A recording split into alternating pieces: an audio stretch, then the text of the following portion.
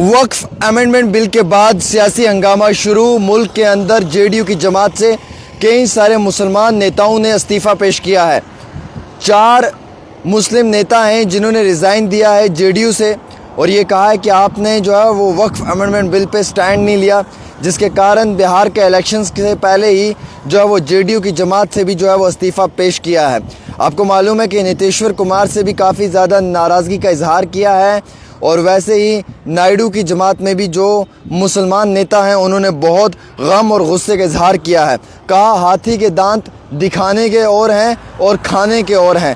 जो ये नायडू जी दिखा रहे थे अभी तक वो ये महसूस होता था कि मुसलमानों के हक़ में है, लेकिन सच्चाई तो ये है, सदाकत तो ये है कि जो बिल मुसलमानों के ख़िलाफ़ है उस बिल को समर्थन देने वाली जमात नीतीश्वर कुमार की है और नायडू जी की है, जिसके बाद बहुत बड़ा सियासी हंगामा शुरू हुआ है और लगातार रिज़ाइन पेश किए जा रहे हैं। मोहम्मद तबरेज़ सिद्दीकी ने रिज़ाइन दिया है, उसी के साथ साथ मोहम्मद शाहनवाज़ मलिक ने रिज़ाइन दिया है और वहीं अगर हम बात करें तो कई सारे और भी नेता इसमें शामिल हैं जो लगातार अपना रिज़ाइन पेश कर रहे हैं और जो गम और गुस्से का इजहार कर रहे हैं। उनका ये मानना है कि बिल्कुल ये चंद्रबाबू नायडू की जो पॉलिटिक्स है ये डिप्लोमेटिक है और यहाँ पे जो हो रहा है वो गलत हो रहा है। देखिए साफ जाहिर सी बात है, अगर हिंदू बोर्ड में मुसलमान इंटरवीन नहीं कर सकता है तो मुसलमानों के बोर्ड में हिंदू भाई इंटरवीन नहीं करना चाहिए।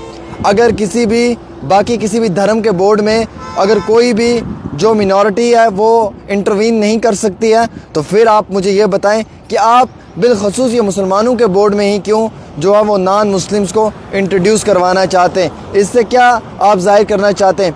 ट्रिब्यूनल से आपने ताकतें छीन ली, एक आपने कलेक्टर को ताकतें दे दी। ये कौन सी सदाकत और हकीकत है जो आप पेश करना चाहते हैं? वक्फ की प्रॉपर्टीज़ जो वक्फ यूज़र है उसको आप ख़त्म करने की कोशिश कर रहे हैं 1995 को। और इतना ही नहीं बल्कि कई सारे लोग कहते हैं जी वक्फ के अमेंडमेंट बिल के आने से नुकसान क्या हुआ। अरे जनाब, मैं पहला सवाल आप लोगों से करना चाहूँगा, आप मुझे जवाब दें। हिंदू कितने सारे बोर्ड हैं, मुझे बताएं ना किस बोर्ड में जो है वो मुस्लिम मेंबर आपने रखा हुआ है। बाकी जो कम्युनिटीज़ के बोर्ड हैं आप मुझे बताएं ना वहाँ पे किस मुसलमान को आपने उस बोर्ड का मेंबर रखा हुआ है। क्या श्राइन बोर्ड में कोई मुसलमान मेंबर बन सकता है? जी नहीं बन सकता है। क्या किसी और कमेटी के अंदर कोई मुसलमान बन सकता है? जी नहीं बन सकता है। कितने सारे ऐसे ट्रस्ट हैं जिनमें कोई मुसलमान नहीं बन सकता है मेंबर।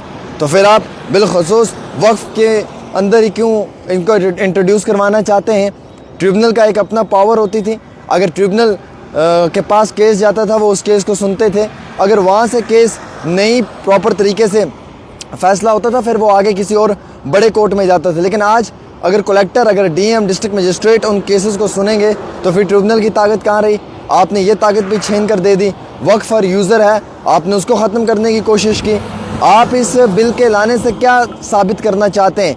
देखिए मेजॉरिटी आपके पास है, नो डाउट। नीतीश्वर कुमार भी, चंद्रबाबू नायडू भी आपको सपोर्ट कर रहे हैं और आपको 272 वोट्स चाहिए थे, आपने बिल को पास कर लिया, इसमें कोई शक नहीं है। लेकिन कम हो पेश आप ये भी एहसास तो रखें कि मुसलमानों के जो राइट्स हैं आप उनको दबाने की कोशिश कर रहे हैं। मुसलमानों के जो राइट्स हैं आप उनको जो है वो बिल्कुल नज़रअंदाज करने की कोशिश कर रहे हैं। जो अपना पॉलिटिकल बेनिफिट है आप उसके लिए एक कौम को बार बार दबाने की कोशिश कर रहे हैं। कभी आप मुसलमानों की ज़मीनों पे, कभी आप मुसलमानों के मकानों पे जो वो बुलडोज़र चला देते हैं। हालिया ही योगी ने जो वो प्रयागराज के अंदर क्या किया आपको मालूम है, वहाँ पे 3-4 मुसलमानों के घर तोड़ दिए। बाद में कोर्ट ने कहा कि यार ये गैर इंसानी, गैर कानूनी है और कंपनसेशन 10 लाख रुपए की दी। कभी आप इबादतगाहों पे क्लेम करने लग जाते हैं, फ़लाँ इबादत के नीचे मंदिर है, फ़लाँ इबादत के नीचे ये है, फ़लाँ मदरसे के नीचे ये है। आप ये चीज़ें करते हैं। कभी आप मदरसों को लेकर जो है वो निशान खड़ा कर देते हैं आप उनके ऊपर। तो आप मुझे बताएं कि मुसलमान जो मिनॉरिटी है उसका राइट कहाँ पे है? उसको आपने राइट कहाँ पे दिया हुआ है? कहाँ पे आपने उसको जो है वो फुल प्रोटेक्शन दी हुई है? कहाँ पे उसको जो है वो आपने जस्टिस दिया हुआ है? आप मुझे बताएं ना। अफसोस है कि जो लोग आज भी कहते हैं कि जनाब ये बिल हकीकी तौर पे सही है, नहीं है सही। आप देखिए अब जेडीयू की जमात में रिज़ाइन पेश होना शुरू हो चुके हैं मुल्क के अंदर। चंद्रबाबू नायडू की जमात में भी कुछ लोग रिज़ाइन देने पे तुले हुए हैं, वो रिज़ाइन दे रहे हैं। जब आप गलत करेंगे तो गलत का साथ कोई नहीं देगा। हर बारी पार्टिकुलर आप एक सिंगल कम्युनिटी को टारगेट करेंगे, this is not good, this is totally injustice. ये बिल्कुल इनजस्टिस है। आप देख लीजिएगा, आप जामिया मस्जिद पे चले जाएं दिल्ली, आप वहाँ पे क्लेम कर रहे हैं कि जनाब इस मस्जिद ये मस्जिद नहीं है, यहाँ पे जी मंदिर हो सकता है। कितनी सारी इबादत गाहों को जो है वो इसी तरीके से आप देखिए, संभल में वायलेंस हुआ, वहाँ पे आप देख लीजिए। उसके साथ साथ कई सारी जगहों पे और आप देखिए, बुलडोज़र आप चला देते हैं, ज़मीनें आप छीन रहे हैं, राइट्स आप छीन रहे हैं, प्रोटेक्शन आप छीन रहे हैं। क्या दे रहे हैं आप, किस चीज़ के ऊपर आप दे रहे हैं? एटलीस्ट कमोपेश ये देश के में कुर्बानियाँ मुसलमानों की भी हैं, इस देश में कुर्बानियाँ मुसलमानों ने भी दी हैं। और आप बार बार अगर इन चीज़ों के ऊपर प्रोटेक्शन और आप बार बार इन चीज़ों को जो है वो साबित करने की कोशिश करेंगे तो इंतहाई अफसोस की बात है। मुझे दुख है, मैं सिर्फ एक कौम की बात नहीं कर रहा हूँ मेरे दोस्तों, मैं किसी एक तबके एक फ़िरके की बात नहीं कर रहा हूँ मेरे दोस्तों, मैं बात कर रहा हूँ लीगल राइट्स की।